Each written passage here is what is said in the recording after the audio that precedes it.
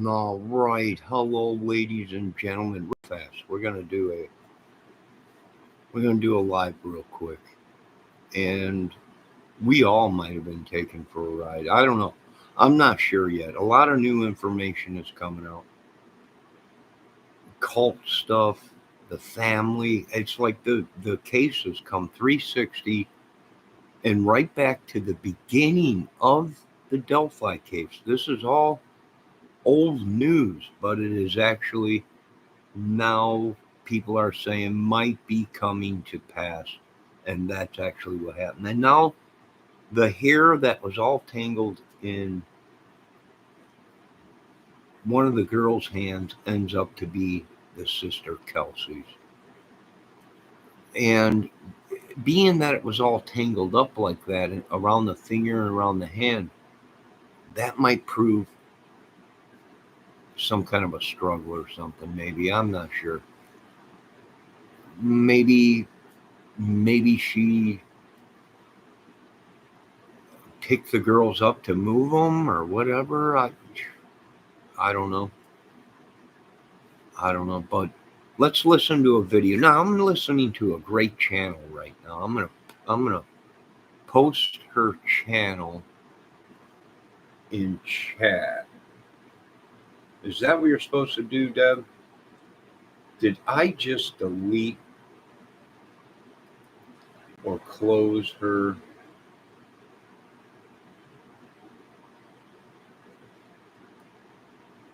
All right, here we go. Hold on a minute. I am going to post this lady's channel in my chat so you folks can watch Miss.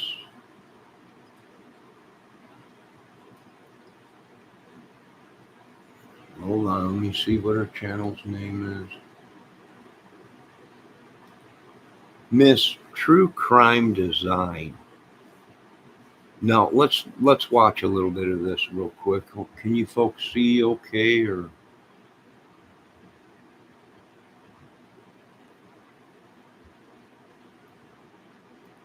your finger.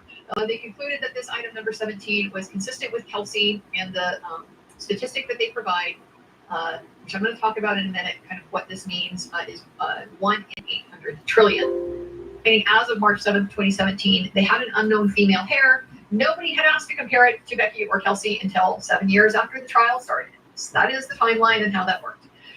She agreed her focus was on looking for male DNA, and when asked why, she said, well, we had indicators of a male perpetrator. So we have already heard about possible confirmatory testing that they just followed up on like within the last couple weeks. So earlier this month, they compared the standard to Kelsey's DNA. They had discussed at the end of September whether they should do that and whether they had already received a standard. The lab says they have not received a standard at any time. So if one had previously been collected, it apparently was not forwarded onto the lab. It got lost somewhere in transmission. Hey, check this out. So I stopped buying random lotto tickets and started doing this instead. You've probably heard that winning the lottery is all about luck, right? all right, is that any better, Debbie? Is that any better?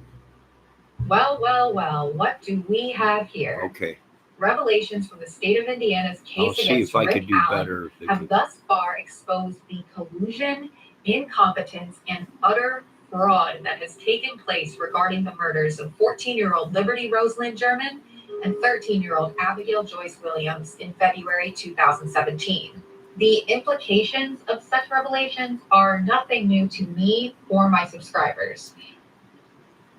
All right, Debbie, you can hear the video. You can hear her talking. All right, you folks, check out the channel I posted in my chat. That is this young lady's True Crime Design channel. It looks like a great channel, right? Great channel. Now let's listen to a little bit more. But merely confirm our beliefs and suspicions as to what happened to Abby and Libby. For years, we have been screaming into the void, calling BS on not only law enforcement's investigation and Carroll County's bogus prosecution of Is that Allen, any better, but Debbie? also the whole narrative of this case. This image is not real, nor is it the last photograph of Abby. Okay. Are you seeing what I'm seeing, Debbie? I'm seeing gym shoes. Can you see the gym shoes though?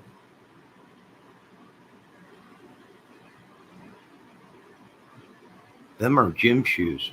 But what's weird about that? I'll tell you what's weird about them gym shoes. They're not Nikes. They're high tops. They're like Vans or high top all-star Converse. They're not Nikes, the ones that were found. The short shoes, all black. Them got white tipped toes. And look at around it. It's all blurry. 1 inch around the feet is a glowing line that goes around it. Photo op. Converse, yep. Debbie, Converse. So we know that photo was fake. We know the photo we're seeing right now, somebody altered. All right, let's listen a little bit more. Abigail, just moments before the killer approached.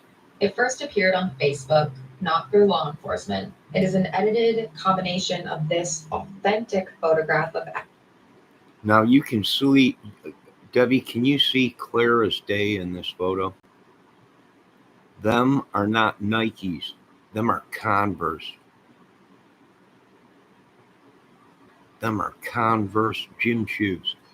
Them are not the gym shoes that we're seeing. They're Converse. You got, yep.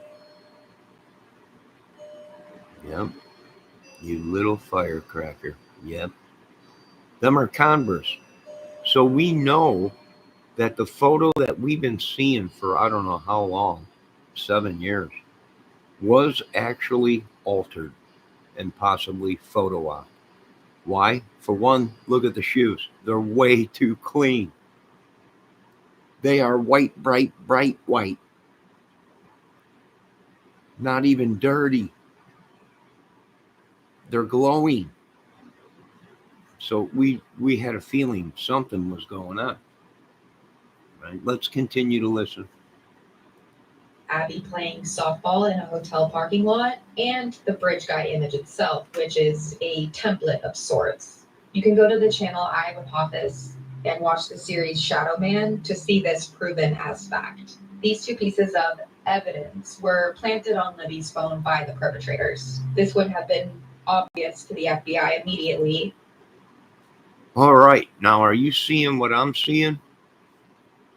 The bridge is not adding up of where the girls are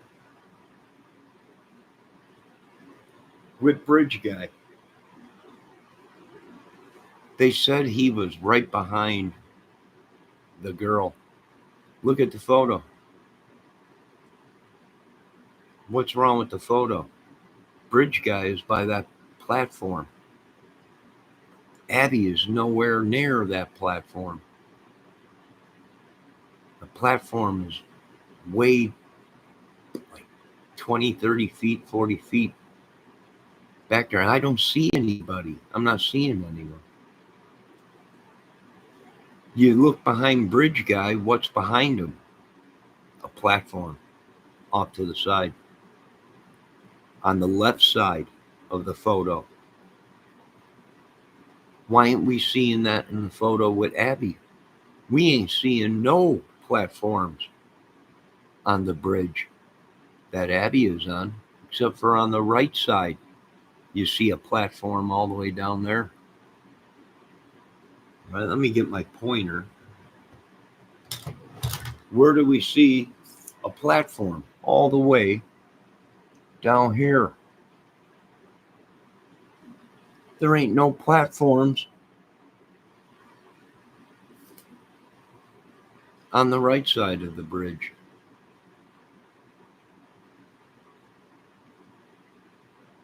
The only thing I can think of where bridge guy is And when I blew up the photo of the girls, now we can't trust it. We cannot trust this photo. But if this is the photo and they superimpose the shoes only, and that is the original photo of Abby, or whatever her name was, or is, whatever girl it is, the only thing that I can point out to see, can I see Bridge Guy? Yes. I can see somewhat of a figure in this photo behind Abby, but he is over 100 feet away. He is just making it, I believe, not even halfway to the over the bridge. He is right. I'll get my other pointer. Bridge Guy is right here. That's him. That little dot right there.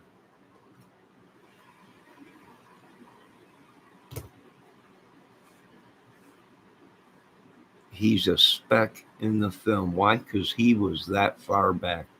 Something ain't adding up. Even the girls had plenty of time to run. They had plenty of time to run. Something ain't adding up. Something just ain't adding up. Let's continue.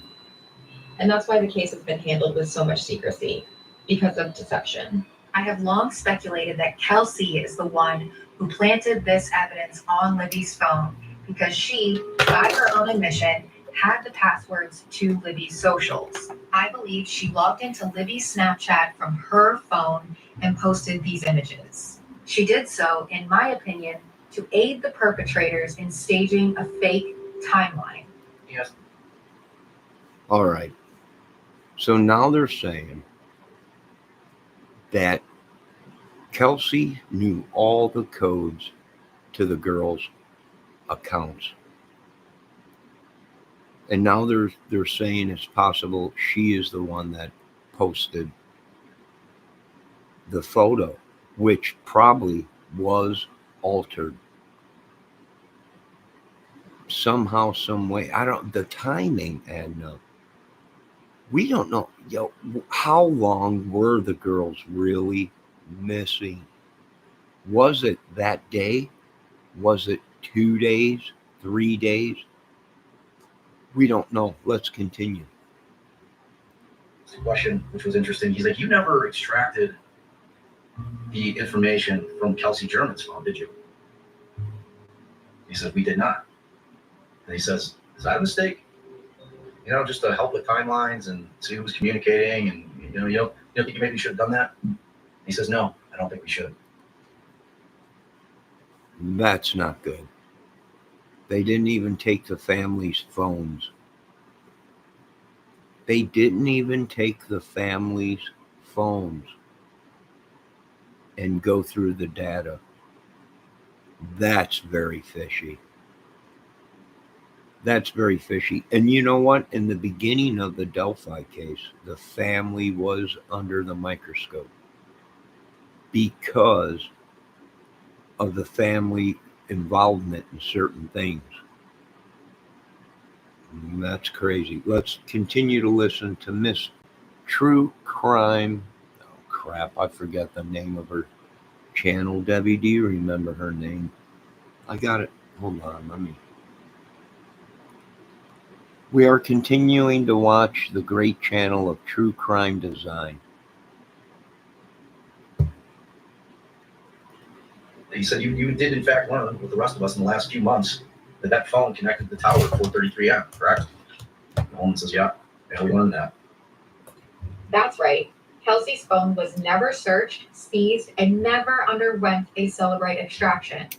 Kelsey, no liar, and the last person to have contact with the victims. And before I get a flood of comments from people who cannot fathom that she helped orchestrate these murders, let's get a few things out of the way first. According to the Department of Justice Office of Juvenile Justice and Delinquency Program, youth ages 11 to 17 were more likely to be killed by someone they knew, especially friends and acquaintances.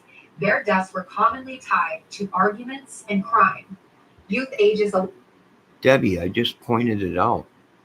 He's a speck. He's just a dark speck in the photo behind Abby, all the way at the beginning of the bridge. He's just real tiny. He's just a speck, a dark speck, because that's how far he was behind them. It looked like he was just a tiny centimeter. 11 to 17 and infants were most often killed by young people ages 18 to 24. Moreover, in a criminal homicide investigation, common procedure includes meticulous investigation. I'm not 100% sure, Miss Deborah Fox, but it looks like to me that he is, or something is on the bridge, but it's way in the back, and it's just a black dot. And if I must, I will point it out to you once again, if it calms your little heart. Way, way, way, way in the back. Hello, Miss Mary Beth Carswell. We are going to continue. Investigation into the lives of the victims and everyone associated with them, family and friends included. Typically, the last person to have contact with the deceased is considered a person of interest until they can be confidently cleared by law enforcement. If you have sagging skin, don't eat bananas. I'm a 50-year-old plastic surgeon in Beverly Hills. People never believe how old I am. Stupid commercial. To date, how many persons of interest and suspects have police looked at, and what makes a person a person? What makes a person a suspect as opposed to a person of interest? Well, everybody's a person of interest in almost anything that we do. And I can't speak specifically to this with the number of people that there are, but again, we work these from the worst case scenario and then backwards. So that number will be a lot, but that'll be up to the detectives, not me. And as we know, nobody has been cleared as of 2022. Are we still looking at Mr. Logan as possibly involved? Everything at all of it. We're doing all of it. We said when this happened, we were going to start all over. So you never cleared him? Mr. Logan. We haven't cleared anybody. They haven't cleared anybody. In 2022, they started all over. Nobody was cleared.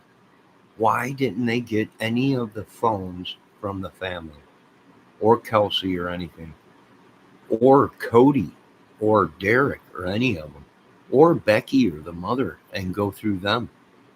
And that's routine. That is normal police routine. You always start with the family, and then you go out to friends, areas, what the family was mixed up in, if there was any bad juju or anything going on. So, and this is almost like with Richard Allen being on the bridge. Now, these guys I'm telling you, these guys all knew each other down there. I really do believe they all knew each other. They're not going to tell you that. They're not going to tell you, oh yeah, it's some cult or gang or something, or they're sleeping with young girls or whatever. I don't know. Let's continue. Now, I'm not saying Kelsey did this alone. I have never believed that to be the case. Dozens of Delphi residents were involved in this occult sacrifice, in my opinion. I do, however, believe that Kelsey was instrumental in leading these precious lambs to the slaughter in a dramatic moment of betrayal. I believe she led the girls to their assailants, who attacked, subdued, and abducted them before eventually killing them at the scene by the creek. I also believe, based on physical evidence at the crime scene, that this was in fact a ritualistic killing, a blood offering to the gods or demonic entities that the people of Delphi worship. Abigail and Liberty were ceremoniously killed in front of an audience in the early morning hours of February 14th. Oh man, this might be true. This might explain the other vehicles that were seen out there. This might explain why there was numerous people at the bridge that day. And there was numerous pings from many people's phones in that area at that time. Unbelievable. Wow. The dubious search for the victims on the night of the 13th is a cover for the ritual. Many locals were there, including key figures who were responsible for bungling this investigation and framing Richard Allen after the donations to the family and the town dried up. You see, this was a sacrificial double murder committed in part by the families of the deceased and the prominent members of their community, who raked in millions of dollars following the tragic events that unfolded on that creek bed. In addition to monetary rewards, fame and sympathy were garnered and exploited by the family of Liberty German, especially her big sister Kelsey, to no end. The family's relentless fundraising and shameless media tour post-murders is one of the reasons why we were never allowed to question them or their many inconsistencies in the timeline of events, despite none of them ever having been cleared by law enforcement and many changes in their versions of events. This is true now. I do agree with that. Kelsey's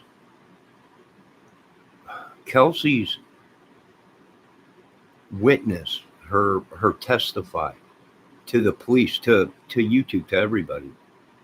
In the beginning, when this case first started, there was 30 girls there. That's what she said. When we dropped the girls off, there was like 30 people there. Was there 30 people there? Was it kids or was it adults? But then she changed it and said, well, maybe there wasn't 30 there. Maybe there was 20. And everyone was like, well, what happened to the other 20 girls? How come these 20 girls didn't come forward? Are they being trafficked? Were they also kidnapped or sacrificed or whatever? Because that's what she was saying. Then it changed again. Her story changed again. And there wasn't 20 girls out there. There was only 10 or something like that.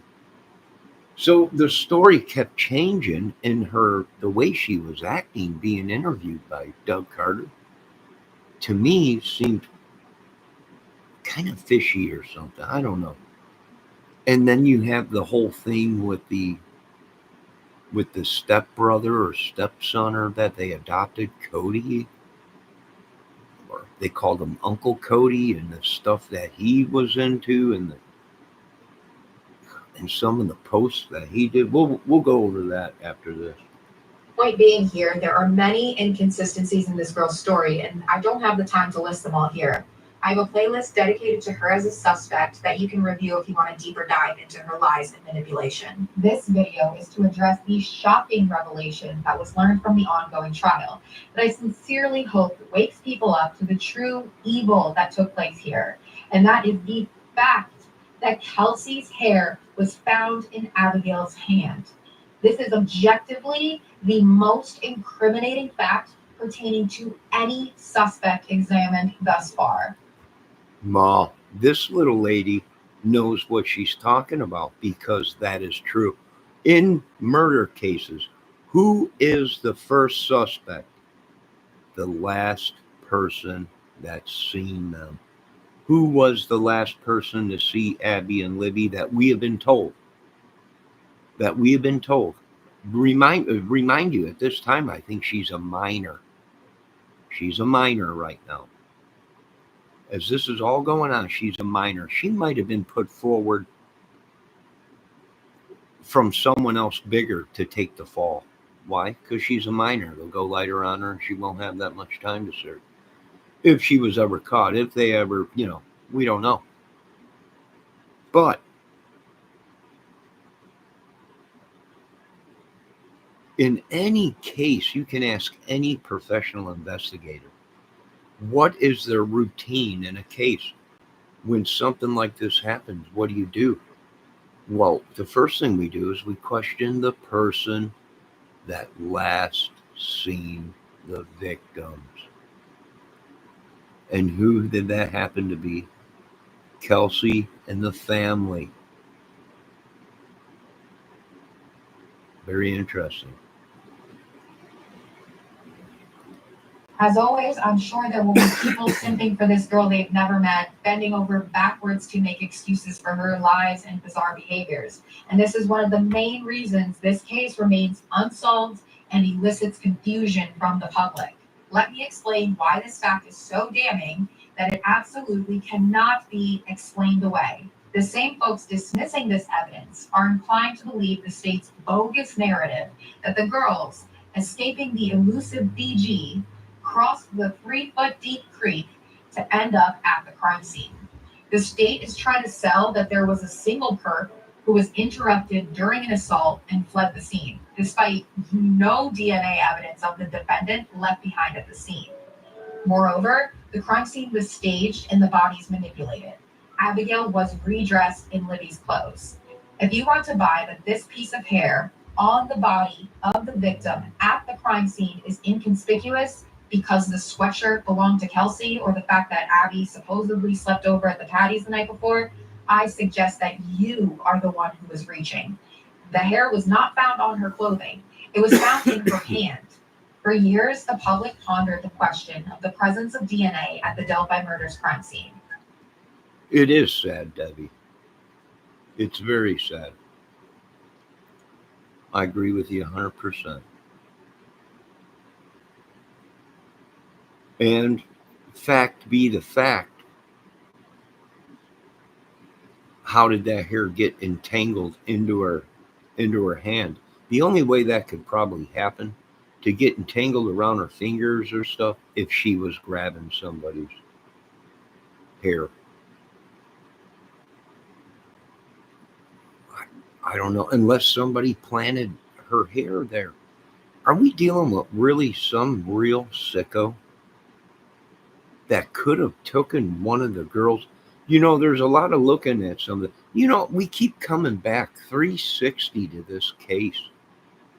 This case keeps coming back around to the beginning of the culprits in this case. And I'm talking, we all know who. Well, we had Anthony Greeno on here saying that he was dating the mother of the girl. They went deer hunting with Mike Patty. They all were good friends. Greeno was dating her or something. Becky or one of them. You had Cody, the young uncle that we're going to go over that too. There's messages on Facebook. Very disturbing. Very, very disturbing. Now you have an answer, and it happens to inculpate the last person who admits to seeing the girls alive. Her inconsistencies are evidence alone that she hasn't been transparent since day one, and with the help of complicit law enforcement, she has escaped public scrutiny for far too long. Now, I can explain why she's acting the way she is. Because she's just a young teen. She's never experienced anything like this, never been behind the spotlight. So she's acting funny, right? That's normal for a young lady like that. What's not normal is the hair wrapped up in between the girl's fingers, right? Which would have been noticed by the girls, or by the girl that had it around her finger, and removed, right? But it wasn't. It was there as the death occurred. All right, so now we are going to move on to something else real quick. That was a great video, Miss True Crime Design. That was a very interesting and very good theory. But not only theory, in real life. That's who they would start with, the last person that's seen the girls alive. All right, I got one more video to play.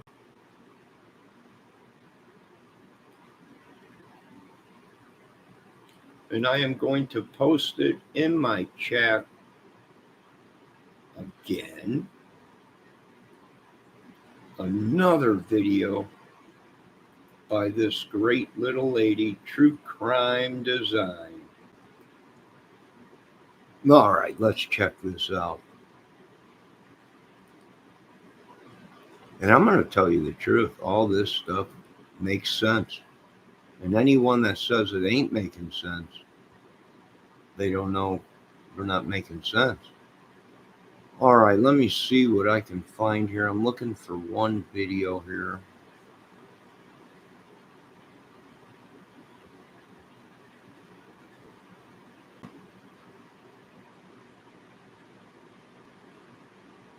Boy, this little lady does a lot.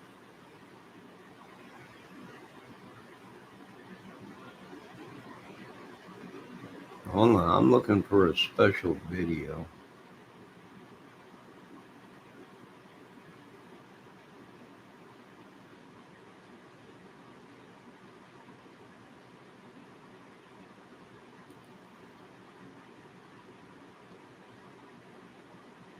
Let me look on her playlist.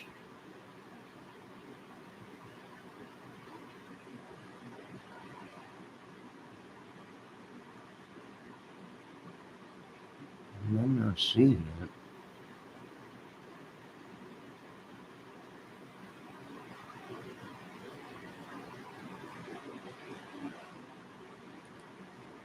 Wow. This new Special Forces device turns.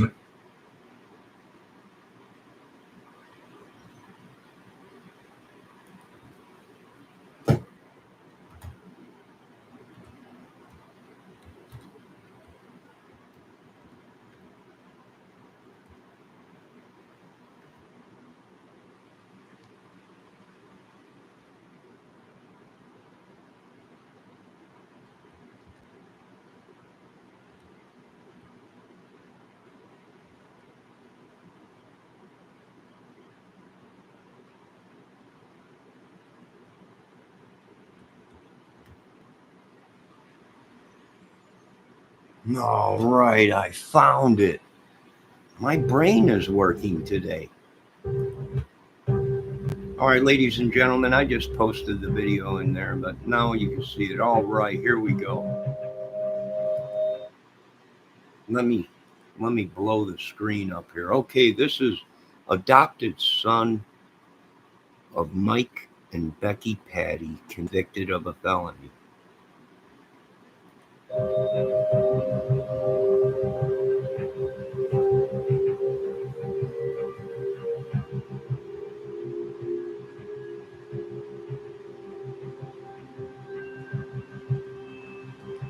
All right, let's bring that back.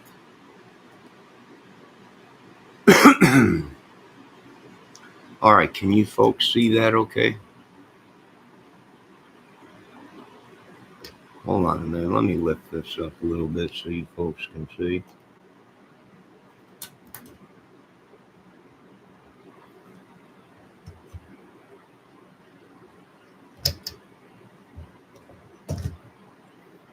Stupid thing.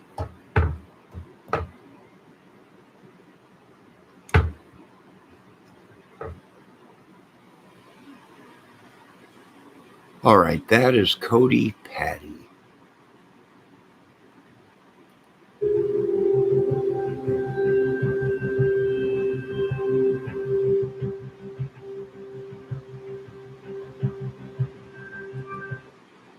That is Cody Patty. Where is he? He's at the search for the girls on a four-wheeler.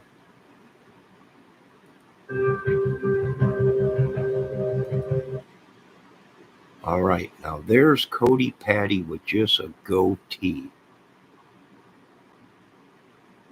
With just a goatee. I don't know. He's got that nose like BG, but I don't know. I'm not sure.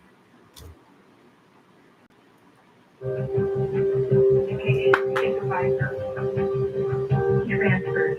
Please wait on the line. Application Helen. Yes, what's the DOC number?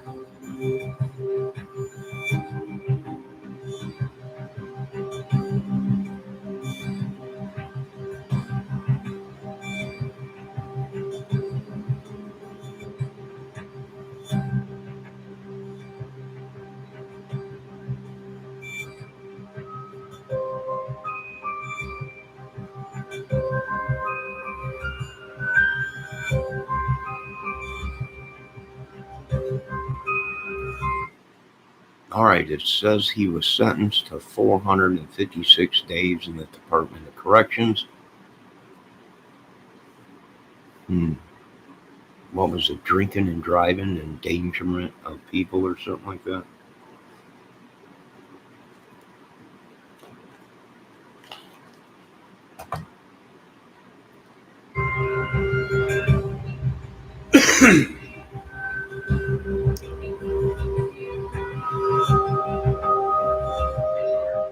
Yes, you walked out of our facility on June 30th, 2016. Okay, so he was released from prison in 2016. He remained on parole until February 16th. If something like this, let's just say something behind the scenes was going on within the family, and if something came out like this, what would happen if certain people were involved? Well, if you were on parole and now you're involved in this murder, well, there goes your parole. Where are you going? You broke your parole. Back to jail. So I don't know. Parole, and he was discharged from parole on February 16th, 2017.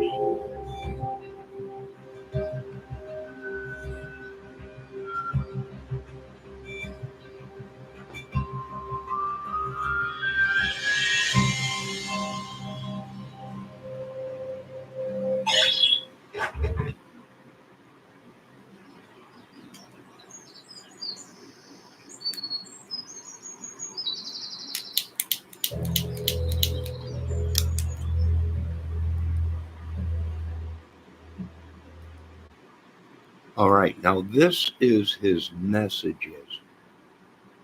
Okay. This is Michael Bavard messaging Cody Patty and telling him, bro, she's only 14 years old.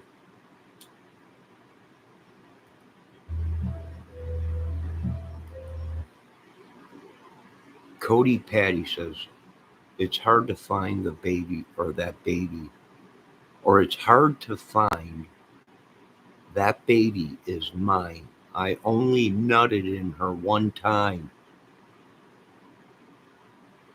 Do you see that? That's crazy. That's Cody Patty talking to his buddy.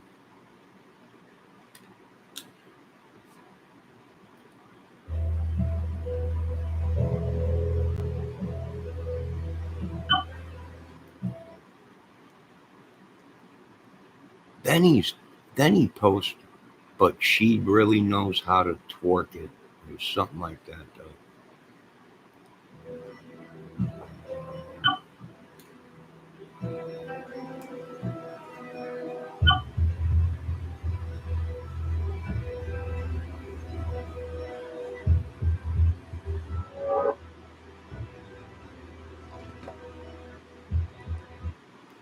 All right, look at this.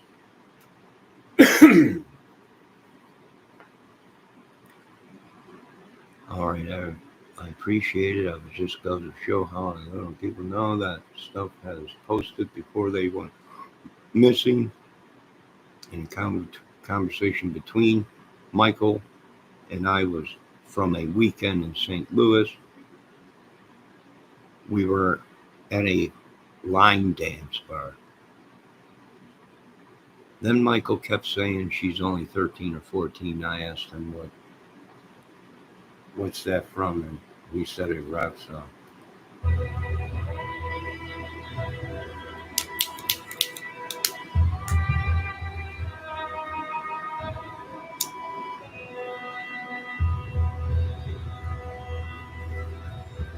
Whoa, back up, Jack. You know what I just seen in that picture? Back up, Jack. Look what's in his hand, Jack. A cigarette. Jack. Is that a Jack? Is it a cigarette in his hand? or a jack or a straw or a drink. It looks like a cigarette to me. Does that look like? I'm not sure. It might not be a cigarette. Let's continue.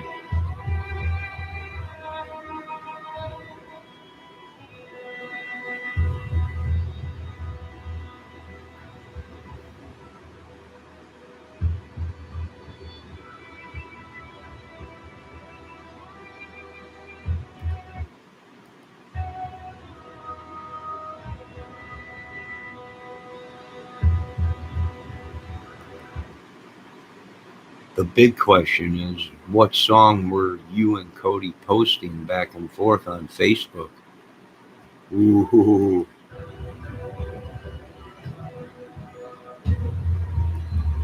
Michael Allen says, nope, I only know Cody.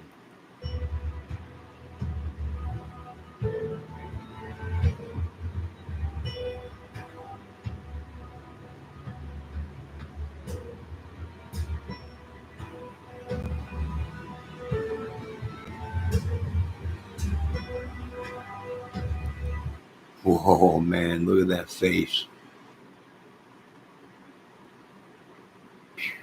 That's why I was telling people there's too many people that look like Richard Allen.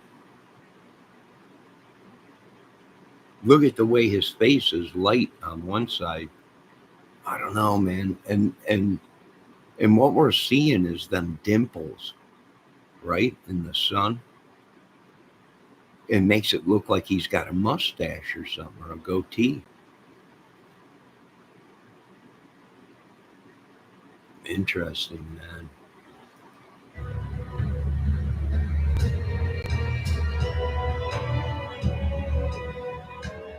With our team because life happens and our family is just, we take care of each other. When something's wrong, we take each other in and we fix it.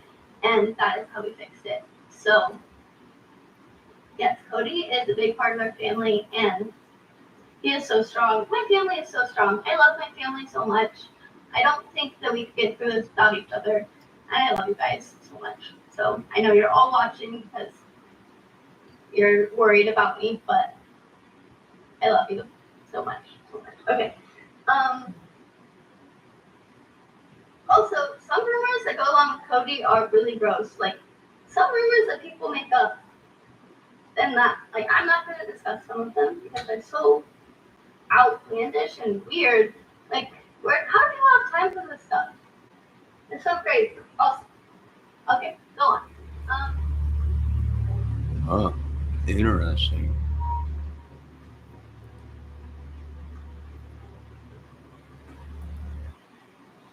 Our song. He was on his way home from vacation and it was inappropriate. It had nothing to do with anything, just a song.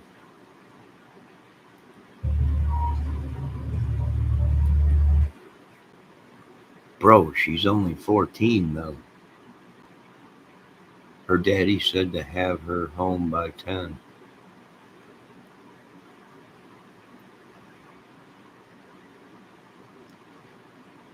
And then it says it's hard to find out that baby is mine. I only nutted in her one time. Oh, that's crazy.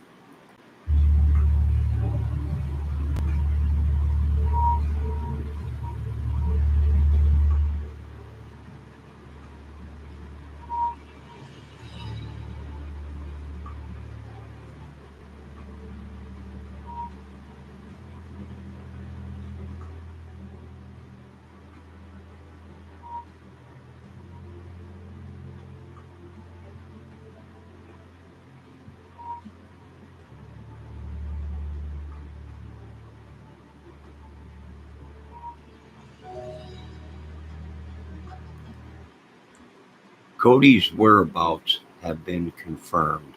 They know where he was and who he was with, and he wasn't anywhere near Delphi. Kelsy says that Cody messaged her just then that he was at work on the 13th.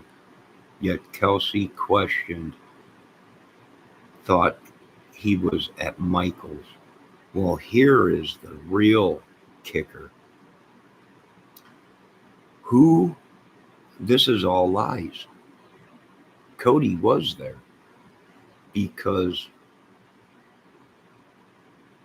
the girl's grandmother, Becky Patty or whatever her name is, said that Cody picked her up and drove her around town drove her around the bridge and drove around the roads looking for the girls. So he was around Delphi that day. And it's saying here Cody's whereabouts have been confirmed. They know where he was and who he was with, and he wasn't anywhere near Delphi. Well, that's not true. Who picked the grandmother up and took her driving around looking for the girls? Just as they found out the girls were dead or missing, they didn't know the girls were dead. They just knew the girls were missing, and Cody showed up. And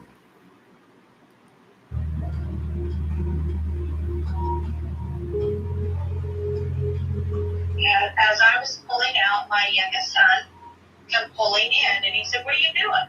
So I told him. He says, "Well, hang on, I'll just go with you." Mm-hmm. So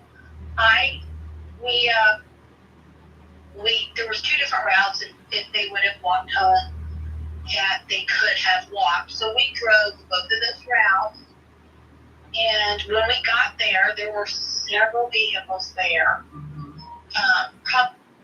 Probably a couple of them ours, Around 4:12, I got a couple calls from my grandma. I didn't hear my phone go off the first time, so the second time. So when they get to the bridge, there's already all these cars there. Which confirms the sightings that people said there was all kinds of vehicles around there in the beginning of the case. A white truck or a white van or something like that. Other vehicles too, a red truck or something, or a black truck. The back of it was covered with all stickers, and maybe let's continue. And it went off, I knew something must have been wrong because my grandma never calls multiple times unless she really needs something, especially if she knows that I have to go to work that day. So I picked up my phone and I called my grandma back.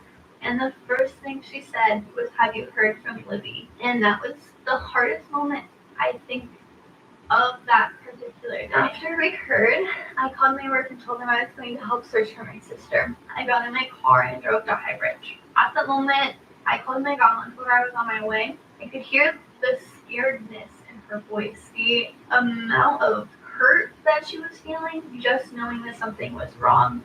And that's kind of when I knew, there's something happening. I don't know where the girls are. I don't know where Libby is. I haven't heard. Can I say something? Doing my studies of FBI interrogation and CIA interrogation on people and body signs. She's blinking her eyes a lot. Heard from her. I was confused. I didn't know what to think. I didn't know what to feel. I didn't know what to say to my family. After I had told my grandma I was on my way, I arrived at the bridge. It was probably around 4:30, I'm assuming, based on when I got the phone call. We were going to go to the... She's constantly repeating, blinking her eyes with every word that she says, which is a sign of deceit or lying. Trails and look and see if we could find the girls ourselves.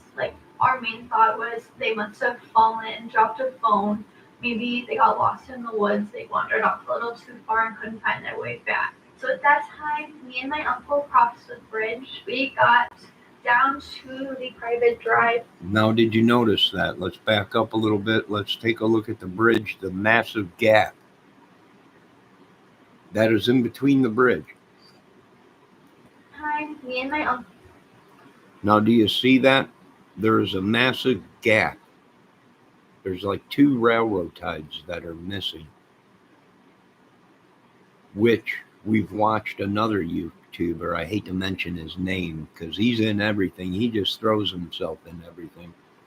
Mr. Anthony Greeno climbed down that gap and was underneath the bridge and said it's possible that there was a guy waiting underneath the bridge.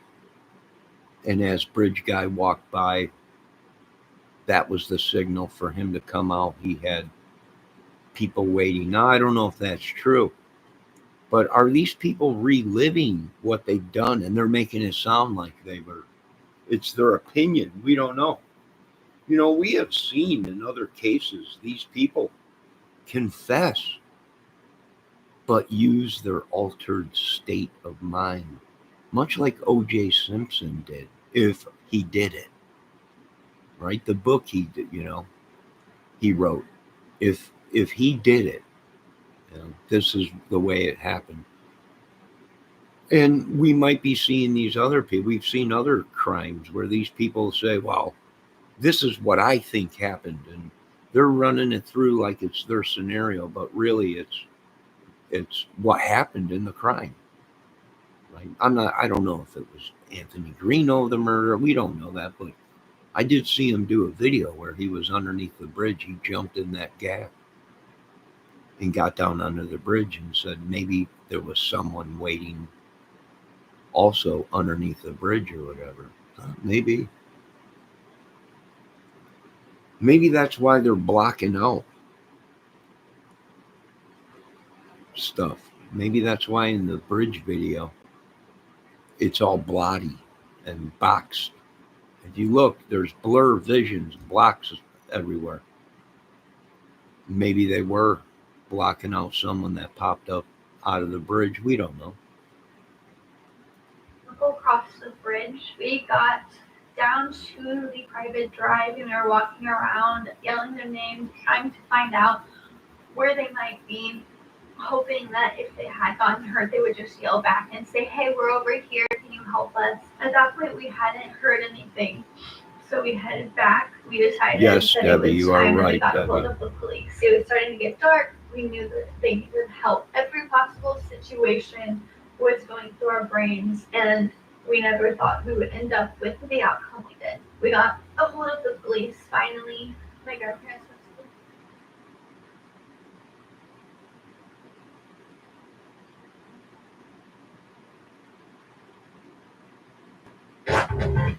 Why did dogs live longer in the 1970s? Back in the 1970s, a golden retriever's average life. All right, so that is our little escapade of Delphi. Now, are these things true? We have no idea. Folks, make sure you check out True Crime Design channel. Great little channel. But I'm going to be honest with you, folks. We have to keep all this in mind. We have to keep all this in mind. You have to keep an open mind also. And is it possible that this was something way different than what we've been told? It's very possible. It's very possible. So that concludes this video. Debbie, you had some good points there. And there is no bad scenario. There is no wrong anything. And, anything is possible in a murder case. Anything is possible in a cover-up or a conspiracy. And I hate to say it, but, there are some people coming out now saying that it was possible that the girls were raped and had sex, but it didn't show rape, meaning possibly they were using a condom, or possibly they were sexually active before the murders, but there was no, visual evidence that there was a rape, right? This could have been made to be out something that was. It could have been, Richard Allen could have been called there to search for the girls, and someone, they already found the phone or possibly had the phone, and he was part of it to ring them that way. Maybe, who knows?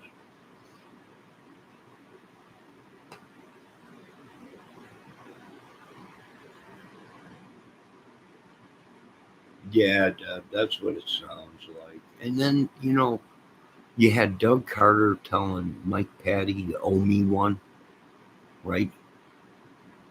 Looking at Mike and saying, "Well, I think we become good friends, and you owe me one now, Mike." Right? Well, that's kind of what.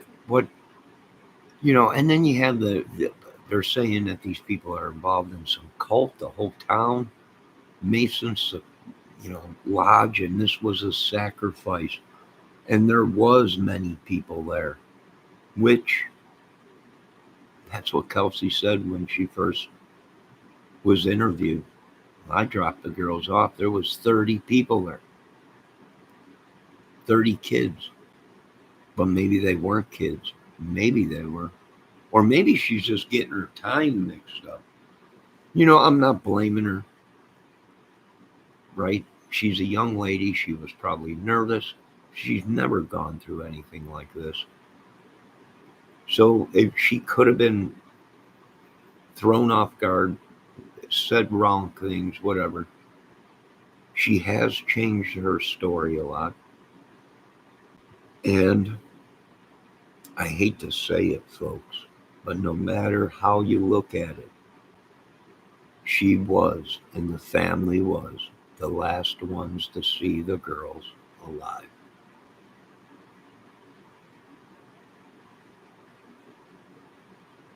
Does that make sense to anybody? For all we know, the video that we've been seeing, Bridge Guy, even the voices, everything, even the girls' voices, was all edited by someone and downloaded onto their phone, their account. And could it be done? Oh, yes, it could be done. And now it's starting to make sense. Do you see, folks? Now the case has come 360 degrees back to the beginning of this case when everybody was questioning the family.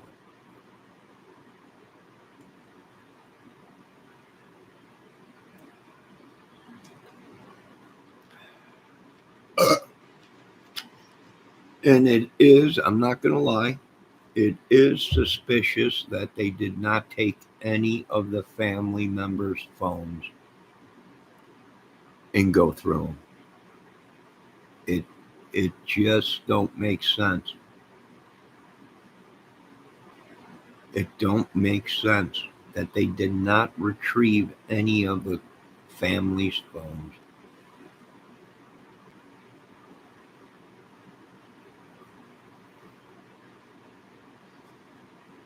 I have no idea if Mr. Ryan of Church says that the girls never existed.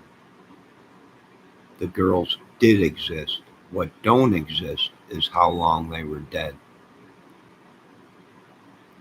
Was it a day? 14 hours? Was it 24 hours? Was it 2 days? If you don't have the professional people that know how to do an autopsy, you can lose 5 days. You could lose a day, 2 days. They usually say estimated time. A day, maybe 2 days off.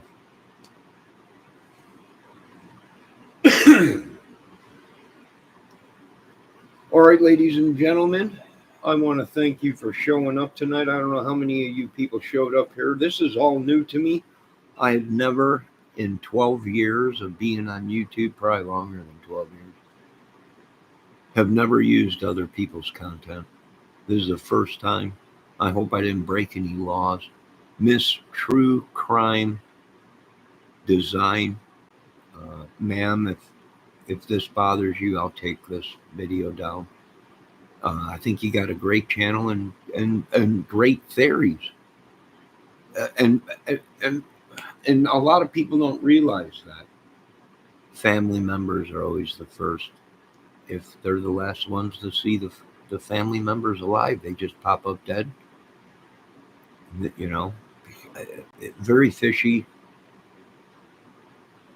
I'll post her channel again. Hold on, Doug.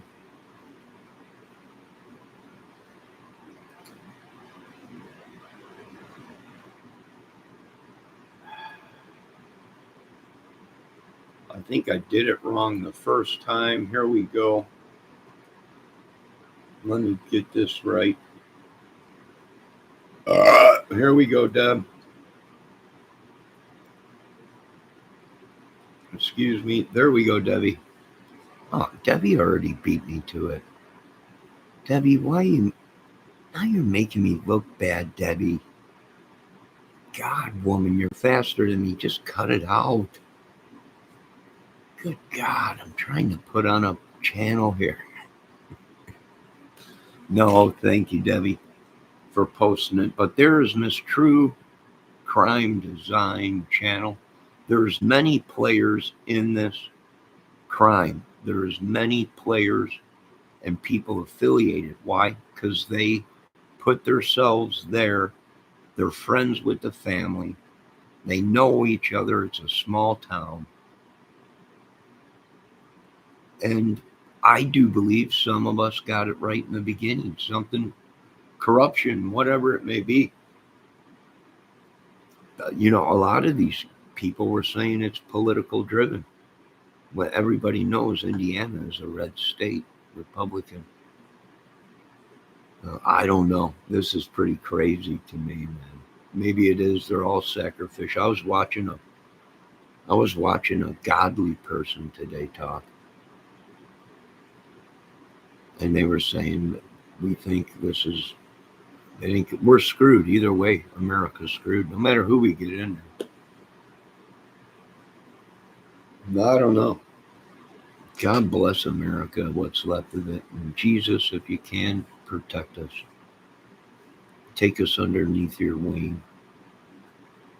Protect us from this madness as you get rid of these people off your incredible, beautiful earth. And save us all. Amen. You folks have a great night. God bless. I'll talk to you later. Debbie, I think it's too late for a fire, don't you? Don't you think it's too late? Or should I go to a fire? Should I just put the camera on the fire right now and continue? Or should we shut her down? It's 1:45. That's too late for you people. You need your beauty sleep. We're going to end this. Yes, what, Debbie? She just says yes. I don't know. Yes to what? Fire or sleep?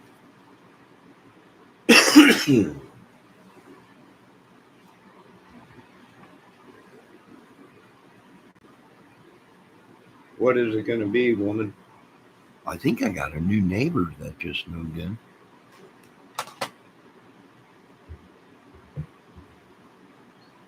He was probably sent from the old Odin clan. Trying to take me out or something. I'm not sure. The Odinites. Debbie, what are you saying yes to?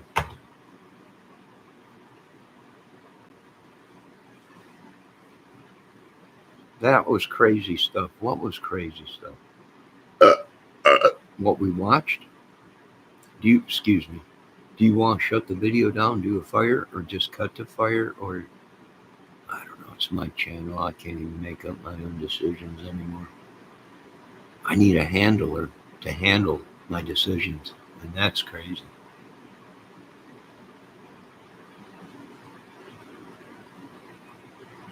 That was crazy stuff if you read the chat. I don't know. I can see jealousy, but I don't think it's a cult. You don't think it's a cult? Oh my God. Up church again? Nah, just leave Up Church alone. He's got his own problems. Debbie is very high. How would you know, Lame? Lame, why don't you explain to me how you know these things? Go ahead, Miss Higginbottom.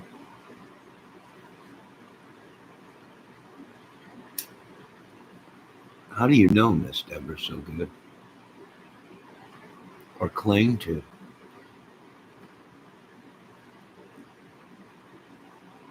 Go on, I'm listening. Yes, yes, I am all-knowing. Well, what else do you know, Mr. Higginbottom? Or Miss Higginbottom? Why don't you fill us in on this? How much you know?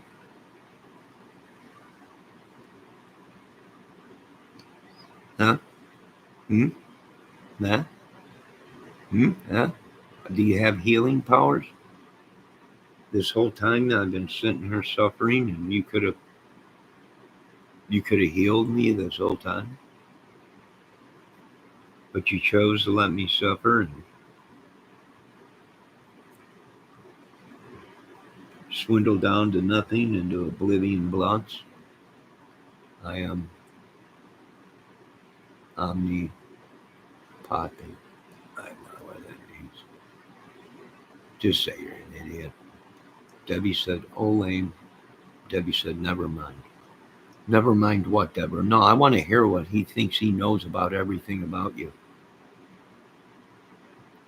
That's what I thought. No, I want to thank my great Debbie Fox, Nod, the rest of the people that stopped in tonight. Did Miss Aquarius stop in? I think I've seen her.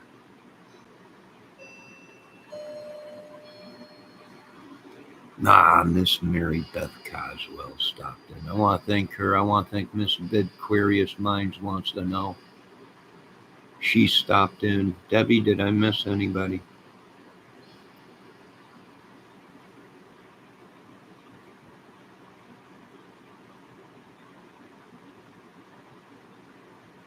Yes, Debs. I see you right there in chat, sweetie. I must be invisible. You're not invisible. You're funny. That was crazy stuff. If you read the chat, oh, lame. I'm dead.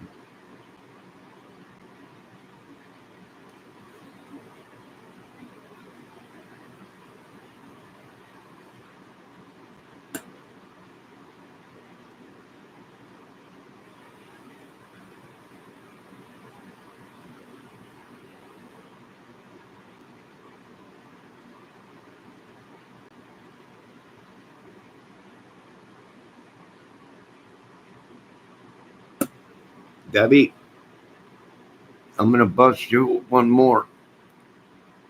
Check this out. I'm going to show you how I afforded this car. Okay, you ready? All right, $118.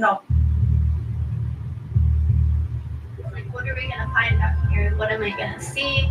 Is there something that could have happened that I don't want to see? But we were looking all over the area, and while we were walking, we heard somebody ask what type of shoes the girls were wearing. And I asked them what it was, and they told me it was a black Nike, and they said, yeah, those are Libby's shoes. We were looking underneath the bridge, and as soon as we got back to the private drive, somebody yelled up the hill that they found a shoe. And knowing that I dropped the both off and I remembered what they were wearing, I knew exactly what shoes my sister and Abby were both wearing. As soon as they yelled up the type of shoe it was, I knew exactly whose it was. It wasn't long after they told us that they found the shoe that a searcher found the bodies of the girls.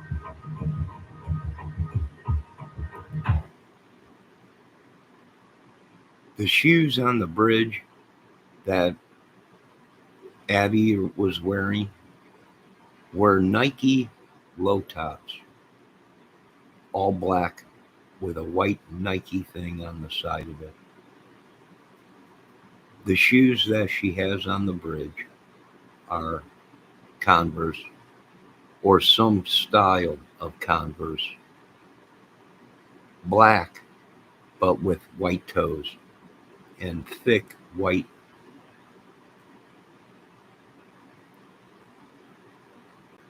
sole that goes all the way around the shoe like a Converse.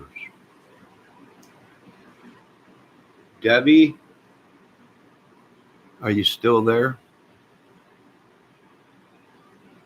Deveroni, are you still here? All right, let's hurry up and continue. Can you hear okay?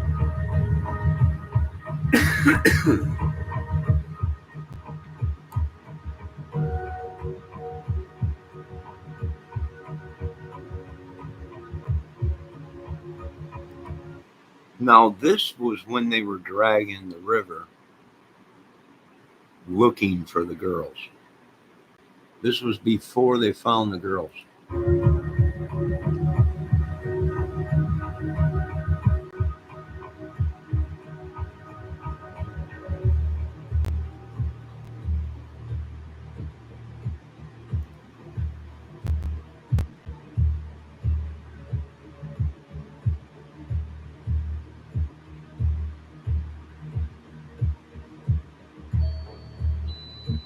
Once we got across it, we kind of looked underneath the bridge. So did you, when you went across, did you go down the, not to say down the hill, but did you go down the first hill to get to the private drive? Yeah, we did. We went down to the private drive. And then did you make it down to the next level, all the way down to the, underneath the bridge? You know, there's another hill. We were way under the bridge. We were looking at all this area. If I would have walked probably 5 feet from where we were, I would have been maybe 5 yards from where her shoe was. Okay, is this about where her shoe was found? That's just where I put it. Yeah. Like I honestly, I have no idea where the shoe was. I was way up here, up the hill on the private drive. Oh, you're right in this area? Yeah, I was up here a little closer to the bridge when they...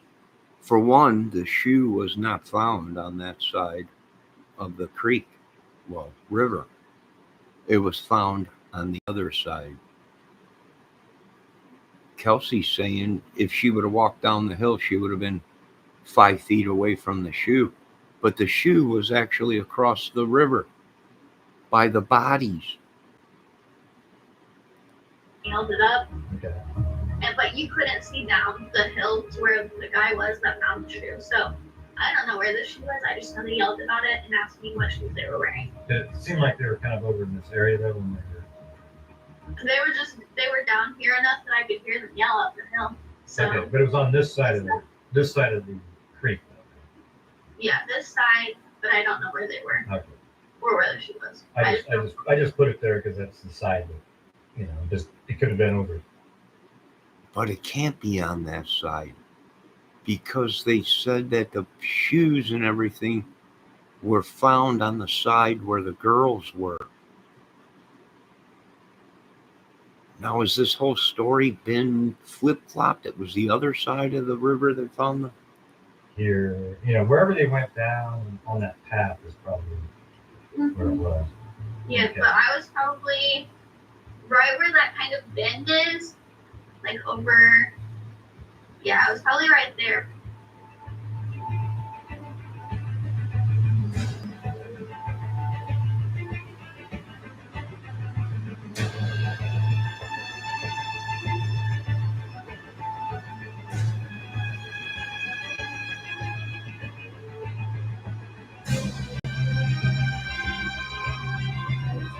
Up the hill that they found his shoe. And knowing that I dropped them both off and I remembered what they were wearing, I knew exactly what shoes my sister and Abby were both wearing.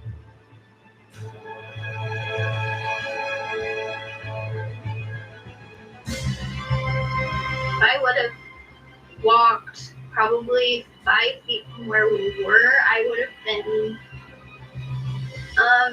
maybe 5 yards from where her shoe was. Okay, is this about where she was found? That's just where I put it. Yeah. Like I honestly, I have no idea where the shoe was. I was way up here. I don't see. Now her story has changed. And that's how her story was in the beginning of this case when she was being asked what happened that day. Did you see the girls? And she was like, she dropped the girls off.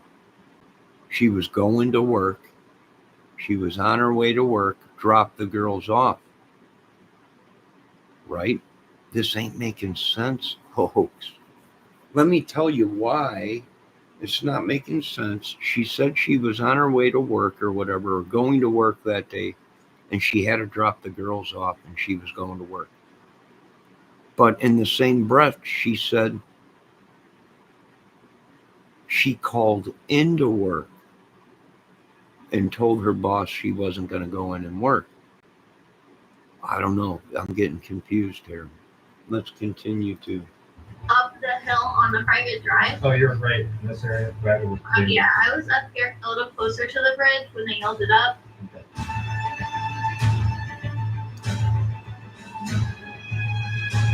It wasn't long after they told us that they found shoes that a searcher found the body. Oh, let's back it up. Let's back it up a little bit here. Let's see that shoe. Let's see that shoe. After they told us that they found shoes that a... There's the shoe. Now, granted, it does have a white sole, but it ain't got no white tip toes. It's all black. It's all black. No white tips like in the photo that we're seeing of one of the girls on the bridge. Searcher found the body.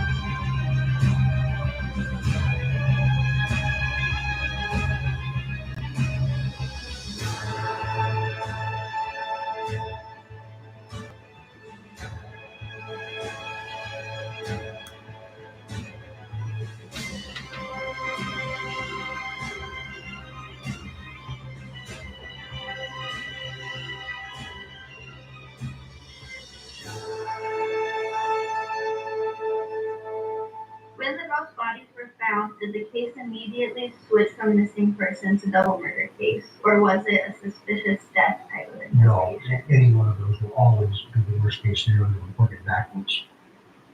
So that was a double homicide.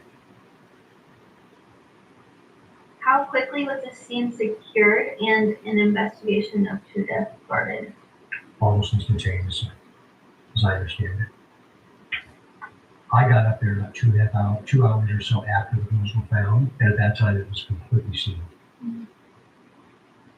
I don't remember where I was at that point. I was like all over the place. I went to my grandpa's house, my other grandpa, and then after that, I'm like total blur until the funeral. After the funeral, I can talk about whatever. Mm-hmm. But before then, it's like, didn't go fuck. Yeah. So you were down here and then you went back. I don't know. Doug Carter kind of looked back over his shoulder like something ain't right. Doug Carter screams like the whole time. Everybody is a suspect to me. That's what, the way Doug Carter is acting, it's almost like he's on the case. Everyone is a suspect. And his facial expressions show like either he's not buying the story or he knows it's a lie. You're right. He knows he's maybe catching her in a lie as they are actually interviewing each other. Back up to the private drive, and then he says, "Hey, we found a shoe." And then what did you do at that point? So then I was with the lady that actually worked at this school. So I knew her pretty well. And when they yelled up that, not long after is when they said that they found the girls, I tried to run forward, and the lady that was with me actually called me back. She was like, "We don't know who it is yet. We don't know what they found. Let's just wait here." And so I did. And then I looked over and I saw that my grandpa Brad was actually right in front of me. Not the grandpa that you guys all know probably, but my other grandpa was over there, and my first reaction was to run to him to make sure that he was okay, because he has heart problems. So we ended up getting on his four-wheeler and we rode down a private drive back to his house, because he doesn't live too far away from there. So you went on this private drive this way? Yeah, we went past Abby's house. He lives over there. Okay, somewhere down there. I don't need to go to his house. But you went, No, so he lives down there, but not next to Abby, but down a little ways. Probably, yeah, not far. So I went to his house, and I actually called my boyfriend. Wow. So the one grandpa lived right there. So why did the girls act like they had no idea about any? They've been there numerous times, and their family lived right there. And that's what I showed you in my other video. They were so close to their house. If they would have been able to break out of there, they would have been able to run to a house, or actually run to their house if they would have got across the creek. His dad, who's an EMT. And I'm like, I don't know if my grandpa's gonna pass out right now. But if he does, I don't know what to do. So can you please come over here? And I let him know what was happening. And at that point, I don't think that my family had been completely notified yet. So I called my dad and I said, hey, I'm at Grandpa Brad's house. Can you come over here? He came over. We all met there. And then we all calm down. Ended up going to the command station is what it ended up being, but we went to City Hall where we ended up meeting all together as a family and we were officially notified that they were identified as Melissa Higginbother, they lived like right across the field, her grandpa. So they were very close to where they could have ran home, right? They didn't have to run all the way to Becky Patty's or Mike Patty's, right? Which was real far away. They had family members that were actually around the murder kill zone, living there in them houses, as you see. So as Abby and Libby. they didn't tell the public, I think, till the next day. Yeah, but they let us know we knew. Yeah. Things were we looking for while we were out there. Anything unusual at the time. I have one big issue. When I was out there, I was looking for like my sister. So then when I go to them, they're like questioning me. They're like, "Did you see anybody around you that you were like suspicious of?" I'm like, "No, I was looking for my sister. Like on the house somewhere." Right. So like now when I think back, they're like, "Who was with you at the time?" I'm like, I have no idea. Yeah, and that's something. Yeah, and that's a good answer. Yeah, I have no idea if something hits me and I'm like, oh, that guy that I saw, like, I'll say something, I'll tell you guys. So I'm like, right now. And then, that could happen eventually. Yeah. That could happen. Me and my uncle actually crossed the bridge. We were yelling for them down there. And I remember getting to the end of the bridge and looking to the left and seeing like somebody had fallen down the hill over there. And I didn't think anything of it. Like everybody goes down the hill. But now, like after taking my forensic classes, I'm like, I should have taken a picture of it. I should have like. Did you see the disrupted ground? Is that why you thought somebody slipped down there? Mm-hmm. Okay. Did you see the disrupted ground? Is that why you thought somebody slipped down there? Mm-hmm. Okay. Yeah, and like there could have been like a footprint or something. Very interesting. She's the one that noticed that it was slip marks down the side of the hill. But is she telling the truth? That's the thing. That would have been helpful now, but I wasn't thinking the worst. No, that's okay. So like sometimes that like gets me like maybe there was something there. Somebody knows something, Kelsey. Somebody's gonna wake up and say, I can't live with this anymore. Yeah. And it might be tomorrow. Absolutely.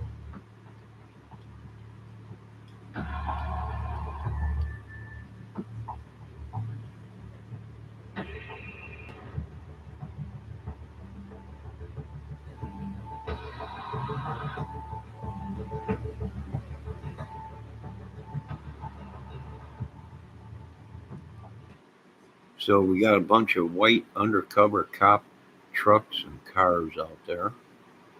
which makes sense because there was people out there saying they thought they seen a truck or a box truck or a van out in the woods out there.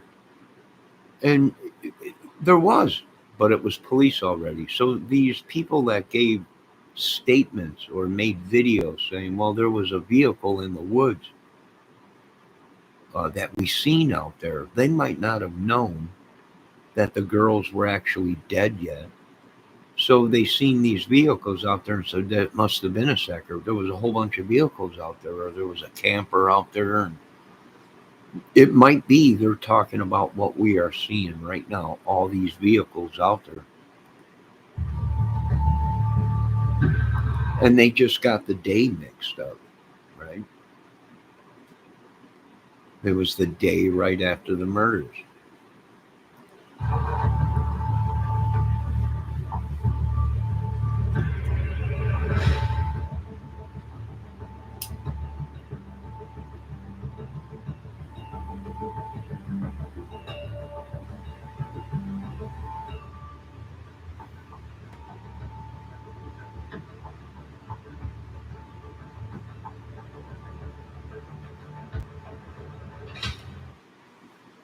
All right, and that's it, folks. I want to thank everyone for stopping in tonight. Did we lose little Debbie? Debbie, you still out there? Hope you're okay. I'm going to tell you what, Higginbotham, you best stop messing around and picking on my little Debbie and me. You have no evidence in that. When I ask you something, produce evidence, give me something that's good, but what do you know? What's going on? You change the subject, and you got nothing. And it brings me back to John Mayer playing Stevie Ray Vaughan. And quote, John Mayer, yeah, you can play Stevie Ray Vaughan, Johnny, but only for about 10 minutes.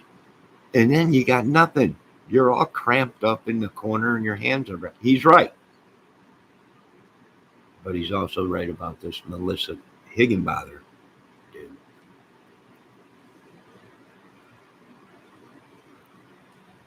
Now, you folks have a great night. Debbie is plumb tuckered out. I'm telling you right now. You better give me information on why you know so much that little Debbie is all tuckered out right now. Because you've been acting like you're sitting right next to her. And I don't take too kindly to that. I'm a very jealous person. Especially of the nice ladies in my chat. Now, I'm not going to listen to anything you say, Higginbotham, because it's just Satan's words. Lies. Now, I want all you folks to have a great night. God bless. We all have our own minds. You all can make your own decisions. I am keeping an open mind. Everybody is suspect still in this case. And the case still goes on.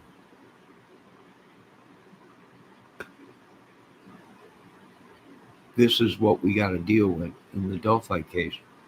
All these things that have to be investigated, looked at, takes time. You ladies and gentlemen, have a great night. Debbie Fox, thank you for hanging out. You folks get some sleep or do whatever you do. But I'm going to chill out and have a cup of tea and go to bed. Have a good night.